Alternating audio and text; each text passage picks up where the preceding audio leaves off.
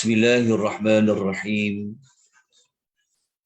Alhamdulillahi rabbil alamin. Wassalatu wassalamu ala ashrafil anbiya'i wal mursalin wa ala alihi wa sahbihi ajma'in. Ashhadu an la ilaha illallah wahdahu la sharika lah. وأشهد أن محمدا عبده ورسوله اللهم صل وسلم على نبينا محمد وعلى آله وصحبه ومن تبعهم بإحسان إلى يوم الدين أما بعد.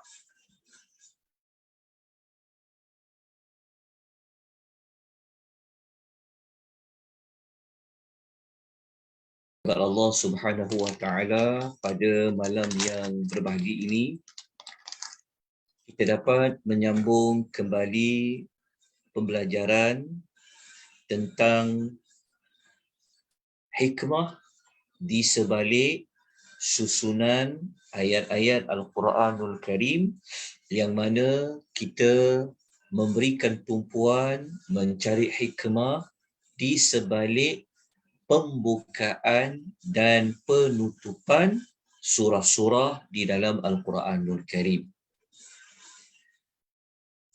Pengisian ini sebenarnya telah pun dimulakan pada Ramadan yang pertama. Kemudian kita sempat membincangkan di sebalik pembuka dan penutup surah ini sehingga juzuk yang ke-29, iaitu sehingga surah Al-Muddathir. Sehingga surah Al-Muddathir, iaitu surah yang ke-74 yang berada pada juzuk yang ke-29.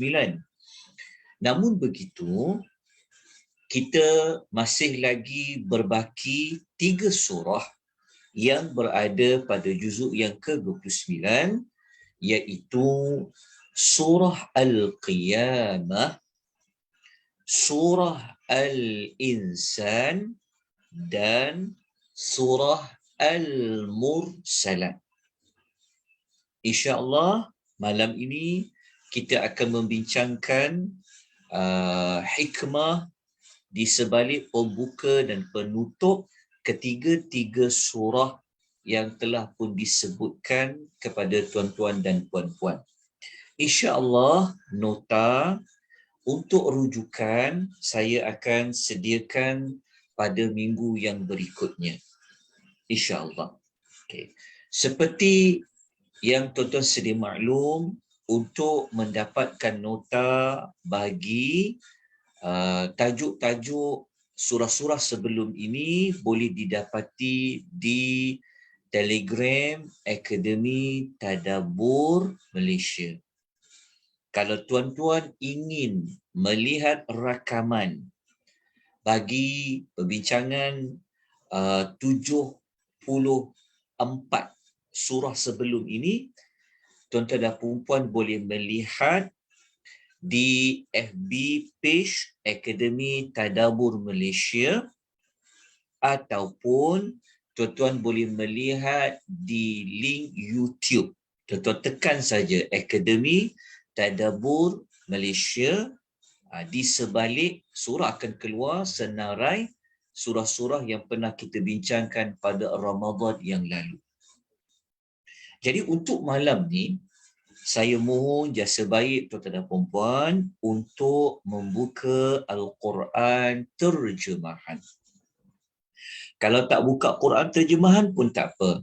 Boleh membuka mushaf yang tanpa terjemahan, kerana kita tidak memaparkan nota, jadi saya akan bercakap secara lisan sahaja tanpa melihat kepada nota yang dipaparkan. Jadi saya, untuk keberkesanan kita mengikuti pengisian ini, maka lebih afdal kita ada ayat yang kita lihat di mushaf. Okay. Surah Al-Qiyamah, kalau di dalam Al-Quran berada pada muka surat 577 dan muka surat 578 untuk melihat surah Al-Qiyamah. Surah Al-Qiyamah mengandungi 40 ayat. Surah Al-Qiyamah, daripada nama surah tersebut sudah dapat memberikan kita maklumat awal yang mana nama Al-Qiyamah itu memang 40 ayat surah Al-Qiyamah ini berkisarkan tentang hari kiamat. Jadi surah Al-Qiyamah tujuannya adalah Allah Subhanahu wa taala nak bagi tahu kepada kita tentang hari kiamat nanti. Tidak ada siapa pun yang dapat melarikan diri daripada hari kiamat. Itulah tujuan bagi surah Al-Qiyamah. Kita terus pergi melihat pembukaan suratul Al-Qiyamah. Pembukaan surah Al-Qiyamah, kalau kita lihat pada ayat yang pertama, kita lihat pada ayat yang kedua. Sebab dia daripada ayat 1 sampai ayat 40 tu memang ada kaitan tentang hari kiamat. Jadi kalau kita nak pilih pembuka ayat yang keberapa, boleh ambil daripada mula pun boleh. Daripada ayat pertama dan ayat kedua, Allah bersumpah dengan hari kiamat. Jadi pembukaan surah Al-Qiyamah dibuka dengan Allah bersumpah tentang hari kiamat. Itu pembukaan dia. Apabila kita melihat kepada penutupan, penghujung bagi surah Al-Qiyamah ini, kita boleh lihat pada ayat nombor 36 sampailah ayat yang ke-40. Okay. Kalau kita lihat pada penutup penghujung surah Al-Qiyamah, Allah Subhanahu wa taala menutup surah Al-Qiyamah ini juga adalah tentang hari kiamat. Maksudnya dibuka tentang hari kiamat, ditutup surah Al-Qiyamah ini adalah tentang hari kiamat. Tetapi bukanlah hari kiamat saja. Okey, maklumat lanjutnya kalau kita tengok pada ayat yang ke-6, ayat 36, Allah menyebutkan tentang manusia ini dia ada sebab. Sebab apa dia dihidupkan di hari kiamat. Pada ayat nombor 36. Ayat 36 tu dia berkaitan tentang ada manusia, dia menyangka dunia ni hidup kat dunia je, tanpa hala tuju. Tetapi sepatutnya dunia ini adalah tempat untuk dia berbuat persiapan nak pergi kepada hari kiamat. Itulah penutup pada ayat nombor 36. Lepas tu kalau kita ambil ayat yang paling akhir sekali lah, ayat nombor 40, kita akan menemui Allah Subhanahu wa taala membuktikan bahawa menghidupkan orang yang mati ini Allah Ta'ala berkuasa. Maknanya penutup surah Al-Qiyamah pun dia berkaitan dengan hari kiamat. Hari kiamat tu maksudnya Allah Ta'ala nak bagi tahu bahawa Allah Ta'ala ini mampu menghidupkan orang yang telah mati. Jadi kalau kita buat kesimpulan, maklumat pada pembukaan, Allah bersumpah pada ayat 1 dan ayat 2 tentang hari kiamat, ditutup surah Al-Qiyamah ini juga tentang hari kiamat. Apa kesimpulan dia? Maknanya kesimpulannya surah Al-Qiyamah, surah yang mengingatkan kita semua bahawasanya kita pasti akan menuju hari kiamat. Pasti Allah mampu. Oleh kerana itulah para ulama mereka mencadangkan bahawasanya tujuan bagi surah Al-Qiyamah ini adalah untuk menyatakan bahawa hari kiamat tu dia pasti akan ada dan tak ada siapa yang boleh melarikan diri apabila kiamat itu sampai. Itulah maklumat ringkas di sebalik pembuka surah Al-Qiyamah dan juga penutup suratul Qiyamah. Kita terus kepada surah yang selepas suratul Qiyamah, iaitu surah yang ke-76, iaitu surah Al-Insan. Surah Al-Insan. Surah Al-Insan, surah yang mengandungi 31 ayat. Kurang sedikit ayatnya daripada surah Al-Qiyamah. Surah Al-Insan, apa tujuan dia? Apa objektif 31 ayat bagi surah Al-Insan? Untuk memahami tujuan bagi surah Al-Insan, sebelum ini tuan-tuan telah pun didedahkan tentang sinopsis 30 juzuk. Tuan-tuan telah didedahkan tentang penamaan surah. Tentu kita dah jumpa tujuan surah Al-Insan. Tapi saya ulang semula. Saya tunjukkan contoh. Kalau tuan-tuan nak tahu tujuan bagi setiap surah di dalam Al-Quran, tuan-tuan boleh lihat pada nota sinopsis 30 juzuk ataupun boleh lihat pada nota penamaan surah. Surah Al-Insan, dia punya temanya adalah Allah Subhanahu wa Ta'ala. Tujuan dia, Allah Subhanahu wa Ta'ala nak mengajak kita. Surah Insan ni tujuan dia adalah Allah nak ajak kita semua supaya banyakkan buat amal salih. Banyakkan buat amal salih. Dalam masa yang sama, Allah mengajak kita beriman dan bersyukur. Itulah surah Al-Insan. Itu tujuan dia. Surah Al-Insan ni, kalau kita lihat pada pembukaan,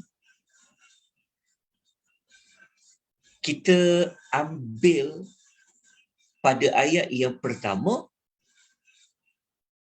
Kalau kita tengok pada ayat yang pertama, Allah menyebutkan tentang kehidupan manusia di dunia. Kalau kita tengok dekat pembuka surah Al-Insan kan, kita ambil ayat pertama lah. Boleh juga ambil ayat yang kedua. Jadi, kita tengok ya, kita pastikan baik-baik. Nama surah Al-Insan. Surah tu pasal insan. Apabila kita baca dekat pembuka, dibuka surah Al-Insan, cerita tentang insan, manusia, tetapi Allah nak cerita tentang manusia itu, Allah nak cerita tentang macam mana manusia itu dia memulakan hidup di dunia. Maknanya boleh kita kata surah Al-Insan dibuka cerita tentang kehidupan manusia ni di dunia. Lepas tu kalau kita baca ayat yang pertama, Allah cerita kepada kita bahawasanya, surah Insan ni kalau nak cari dalam Quran, dia berada pada muka surat 578 dan muka surat 579. Tuan-tuan akan menemui bahawa Allah mengatakan kita ni manusia pernah satu ketika kita ini tidak wujud. Dan kita ini tidaklah tidak ada sebutan apa-apa. Maksudnya kita pernah berlalu satu masa yang kita ni tak wujud lagi. Maknanya Adam tu tak wujud lagi. Manusia ni tak wujud lagi. Yang wujud siapa? Yang sudah wujud adanya iblis, adanya jin. Jadi kita pernah tidak wujud. Lepas tu Allah cerita tentang macam mana manusia ni dihidup daripada nutfatin amsyajin sampailah ayat yang kedua. Maknanya pembuka surah Al-Insan Allah menyebut tentang bagaimana manusia ini boleh ada dekat dunia ni. Dah jelas. Apabila kita pergi kepada penutupan surah Al-Insan. Surah Insan ada 31 ayat. Kita boleh ambil penutupnya ayat akhir sekali. Jadi kalau kita ambil ayat akhir sekali, kita baca ayat dia kan, kita akan menemui Allah menceritakan tentang hari akhirat. Macam mana hari akhirat tu? Cuba tengok ayat nombor 31. Allah kata apa? A'udzu billahi minasyaitonir rajim. Yudkhilu man yasha'u fi rahmatihi wadh-dhalimina a'adda lahum 'adzaban alima. Jadi ayat 31 ni ditutup tentang akhirat. Macam mana kata tutup dengan akhirat ni? Maksudnya adalah di hari akhirat manusia ini terbahagi kepada dua. Sama ada dia ini berada di kalangan manusia yang marhuman, yang mendapat rahmat Allah, atau manusia yang mu'adzaban, manusia yang diazab oleh Allah. Sebab tu dekat ayat 31 kita akan jumpa dua jenis manusia. Yang pertama apa? Manusia yang fi rahmatihi, berada dalam rahmatnya. Lepas tu kalau kita baca selepas ayat tu, kita akan jumpa Allah kata manusia kedua siapa? A'addalahum azaban. Dia termasuk dalam orang mendapat azab. Jadi di mana lagi manusia yang berada dalam rahmat Allah mendapat azab yang pedih? Sudah tentu jawapannya adalah hari akhirat. Jadi kalau kita buat kesimpulannya, pembuka dan penutup, kita mendapati Allah nak cerita kepada kita tentang dunia dan Allah mengingatkan tentang dekat dunia tu kena buat apa? Kena memikirkan akhirat. Nak fikirkan akhirat tu, nak pilih. Nak jadi manusia yang berada fi rahmatihi ke manusia yang mendapat azab yang pedih. Oleh kerana itu, para ulama kata tujuan surah Al-Insan adalah surah tu dia nak mengajak kita supaya buat banyak amal-amal salih. Antaranya apa? Beriman dan bersyukur pada Allah Subhanahu wa Ta'ala. Itulah antara penerangan ringkas di sebalik pembuka dan penutup bagi surah Al-Insan. Jadi siapa-siapa yang mengikuti modul ini, kita tidak mentadabur keseluruhan ayat. Kerana ini bukan modul untuk tadabur ayat. Tetapi kita ingin melihat rahsia di sebalik pembuka dan penutup saja. Okay. Jelas tuan-tuan? InsyaAllah nanti kalau ada soalan, dijemput untuk tuan-tuan berinteraksi. Kita boleh bertanya. Selesai surah Al-Insan, mari kita pergi kepada surah yang terakhir yang berada pada juzuk yang ke-29, iaitu surah Al-Mursalat. Surah Al-Mursalat. Surah Al-Mursalat adalah surah yang terdiri daripada 50 ayat. Nak belajar ayat pertama sampai ayat nombor 50 memang memerlukan masa yang agak panjang. Tetapi modul yang kita belajar ini, kita dapat belajar dengan cepat untuk mengetahui maklumat yang ada pada surah Mursalat. Kaedahnya, tengok pembuka, boleh juga tengok kepada penutup. Kalau sebelum ini, tuan-tuan telah melalui memahami surah itu dengan belajar nama surah itu. Apa tu Mursalat? Kita telah sebutkan perbincangan ketika membincangkan tentang surah itu kenapa dinamakan dengan Al-Mursalat. Al-Mursalat menurut pendapat yang terpilih merujuk kepada angin yang Allah Ta'ala hantar. Okey, jelas? Okay. Sekarang, mari kita melihat pembukaan bagi surah Al-Mursalat ini tentang apa. Tapi sebelum tu, saya ingatkan kembali. 50 ayat surah Mursalat ini tujuannya apa? Okey, surah Al-Mursalat ini, tujuan Allah Ta'ala nak kita ambil daripada surah Al-Mursalat ini, tujuannya adalah Allah Subhanahu wa Ta'ala nak menekankan tentang Allah ni berkuasa menghidupkan manusia yang sudah mati. Bukti dia Allah Ta'ala paparkan macam mana manusia itu dia dihidupkan di dunia. Maksud dia bukti Allah menghidupkan manusia itu di dunia, itulah tanda bahawa Allah boleh menghidupkan lagi manusia setelah dia mati untuk dibangkitkan hidup di hari akhirat. Itulah tujuan bagi surah Al-Mursalat.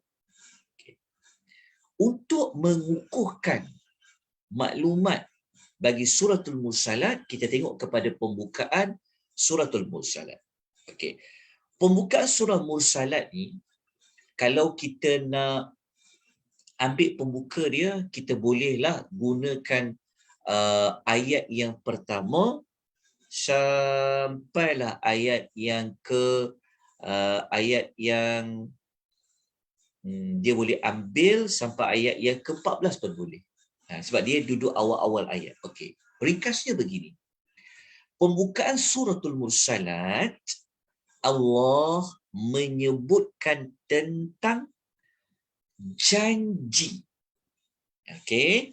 Janji yang telah Allah janjikan kepada manusia itu pasti terjadi. Maksudnya kalau kita baca dekat pembuka, pembukaan dia Allah mulakan dengan sumpahlah, Allah bersumpah dengan angin tu. Sebab angin ni dia ada kaitan dengan hujan dan sebagainya. Tetapi selepas sumpah tu Allah dia menyebut tentang innama tu'adu nalawaqi'. Allah kata apa yang dijanjikan kepada kamu pasti terjadi. Apa yang dijanjikan tu?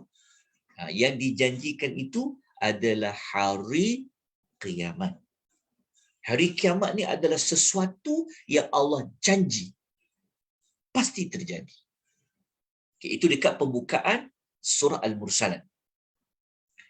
Lepas tu, kalau kita ambil sikit lagi ayat dia lah, kita tarik sikit ayat dia, kita ambil ayat nombor 8, 9, 10. Okey. Kita akan menemui Allah cerita situasi ataupun kejadian macam mana kiamat tu berlaku. Okey, maknanya pembuka Allah kata hari kiamat yang Allah janjikan itu pasti terjadi. Macam mana dia terjadi? Diterangkanlah pada ayat nombor 8 contohnya. Ayat nombor 8, kalau kita baca, bintang itu dihapuskan. Kalau kita baca ayat nombor 9, langit itu dia terbelah. Okey, jadi kita dapat dah pembukaan dia. Okey, saya harap tuan-tuan jelas. Apabila kita baca pada penutupan bagi suratul Mursalat, ya, penutupan suratul Mursalat, kita ambil ayat nombor, kita boleh ambil pada ayat nombor 35. Okey, kita ambil mula dengan ayat nombor 35, muka surat 581, sampailah ayat yang sampai ayat hujung lah. Okey, ringkasan dia begini. Penutupan surah Al-Mursalat, Allah nak memperincikan apa yang berlaku pada hari yang Allah janjikan akan datang. Sebab dekat pembuka Allah hanya bagi tahu hari yang Allah janji itu pasti terjadi. Lepas tu Allah ceritakan macam mana hari janji itu terjadi.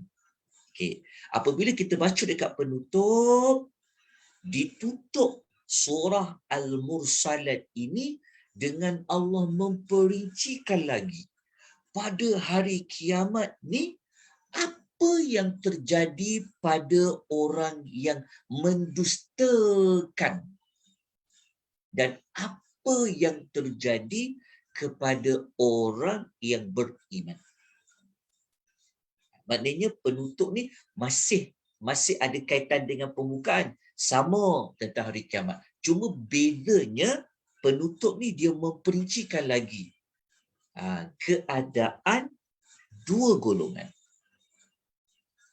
Orang yang mendustakan hari kiamat, apa berlaku pada dia? Dia tak percaya hari kiamat, dia tak percaya Rasul tu. Apa jadi kepada mereka?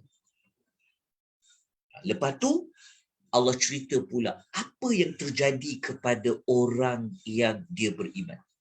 Jadi kalau kita nak tengok contoh ayat, kita boleh ambil lah pada ayat nombor 35 contohnya. Bermula pada ayat 35, ataupun kita akan jumpa Allah mengatakan pada hari itu mereka tidak dapat berbicara. Contoh pada ayat nombor 35. Lepas tu baca ayat 36, Allah kata mereka tak boleh mengemukakan sebarang alasan. Sampailah ayat nombor 38 kita baca. Okey, sampailah 39. Okey, pasal orang yang mendustakan.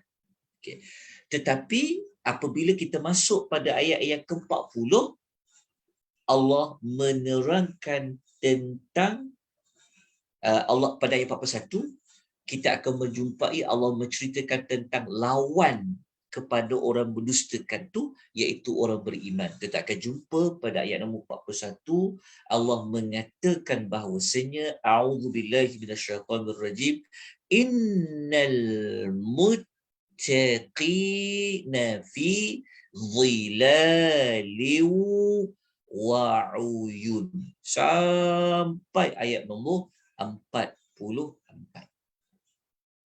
Jadi kita akan dapati susunan penutupan surah Al-Mursalat adalah berfungsi memperincikan apa yang terjadi bagi manusia yang mendustakan dan manusia yang beriman. Itulah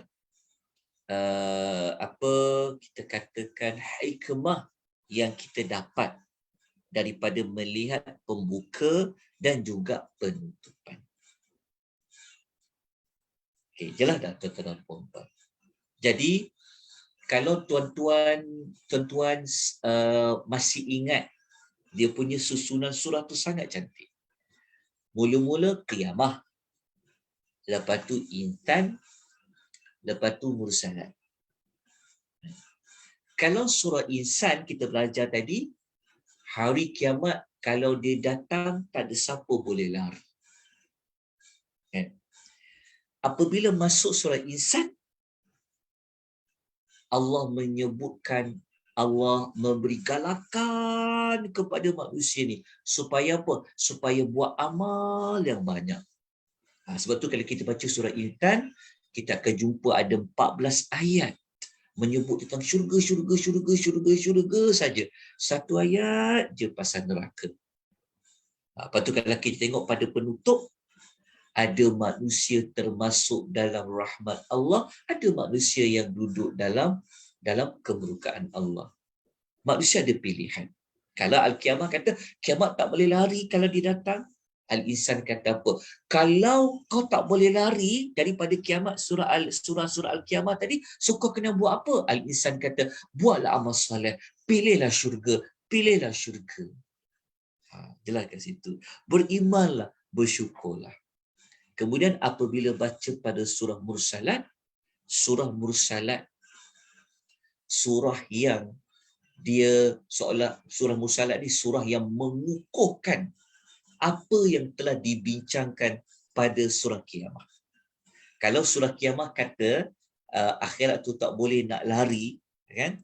Maka surah Mursalat kata apa? Ia memang tak boleh lari. Maka surah Mursalat ni surah yang membuktikan bahawa Allah Ta'ala ni memang berkuasa untuk menghidupkan orang yang telah mati. Jadi, kita nampak susunan surah itu dah ada perkaitan. InsyaAllah, modul untuk belajar susunan surah dengan surah, nanti kita akan belajar insyaAllah.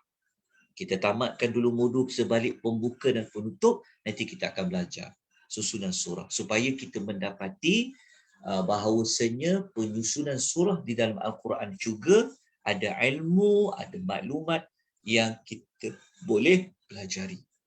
Okay, maka berdasarkan penerangan malam ini, maknanya kita sudah selesai 3 surah yang menjadi penutupan bagi juzuk yang ke-29. Saya tak bercadang untuk bincang juzuk yang ke-30 bagi surah An-Naba. InsyaAllah minggu depan, hari yang sama, hari Rabu, kita akan bincangkan pula juzuk surah-surah yang berada pada juzuk yang ke-30. Untuk juzuk 30 ni, dia ada banyak surah. Mungkin akan mengambil 2 atau 3 siri. Lepas tu, tamatlah kita belajar bagi modul di sebalik pembuka dan penutupan surah di dalam Al-Quranul Karim. Sekali lagi saya minta maaf sebab tak sempat untuk menyediakan nota, bukan tak cukup masa, tetapi saya lemah dalam menguruskan masa. Okay, InsyaAllah nanti saya akan kongsikan nota-nota yang belum lagi tuan-tuan dan perempuan terima. Okay. Saya buka persoalan pertanyaan, kalau ada apa nak bagi komentar, nak bagi maklum balas tentang pendekatan, penambahbaikan dan sebagainya, dialu-alukan tuan-tuan perempuan. Kita ada waktu lagi, silakan. Kalau tuan-tuan ada apa-apa nak tanya, boleh. Silakan tuan-tuan perempuan. Ada. Jelas tak suara saya? Jelas Ustaz. Okey. Sempat catat, Alhamdulillah. Ada siapa yang dia tak sempat catat, dia perlu saya membuat pengulangan? Boleh maklumkan. Jangan malu-malu. Okey. Ada? Ke tak ada? Kalau tak ada, tak apa. Ataupun ada soalan berkaitan dengan Al-Quran yang walaupun lari tajuk pun boleh. Kalau saya boleh jawab, saya jawab. Okey. Siapa-siapa yang nak faham Al-Quran mengikut modul yang telah dibangunkan oleh Akademi Tadabbur Malaysia, saya galakkan tuan-tuan kalau boleh ikuti sinopsis 30 juzuk. 30 juzuk tu. Dah belajar sinopsis, masuk pula belajar nama dan tema 114 surah. Kemudian belajar di sebalik pembuka dan penutup. Nanti dah habis tajuk ni, kita masuk satu modul yang lain, penyusunan surah di antara satu surah. InsyaAllah. Baik. Kalau tidak ada sebarang pertanyaan, kalau ada apa-apa pertanyaan macam mana nak tengok rakaman yang lalu, mudah je. Kalau dekat FB page, tuan boleh tengok, tuan boleh lihat dekat Akademi Tadabbur Malaysia. Kalau page yang baru, Malaysia Akademi Tadabbur, kan? Macam itulah, saya pun dah lupa dah. Okey, ataupun boleh tengok nanti dekat YouTube. Akademi. Ada dikongsi dekat link Ustaz. Okey, dah ada dekat ruangan chat. Dekat FB pun dah letak dah. Okey, kita tengok dekat ruangan chat tu ada. InsyaAllah. Moga-moga dapat manfaat. Tahu kan nak ambil nota macam mana? Nanti boleh ambil nota. Kalau boleh, print nota, dengar. Kalau dengar saja, boleh juga. Tapi kalau boleh print, boleh dengar berulang-ulang kali. Jadi sepanjang dengar tu, kalau ada saya tersalah, tersilap, tolong berikan teguran. Jadi saya ucapkan jazakumullahu khairah pada tuan-tuan perempuan. InsyaAllah kita jumpa sekali lagi pada minggu depan. Jadi kalau sesiapa yang ada kelapangan pada keesokan hari, dijemput pada jam 9 pagi, 1 jam pengisian Tadabbur Surah As-Saff bersama dengan Al-Fadhil Ustaz Muhammad Uzir untuk siri yang kedua. Baik, insya-Allah.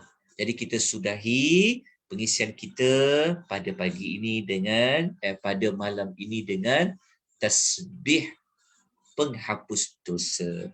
Subhanakallahumma wa bihamdika asyhadu an la ilaha illa anta astaghfiruka wa atubu ilaik.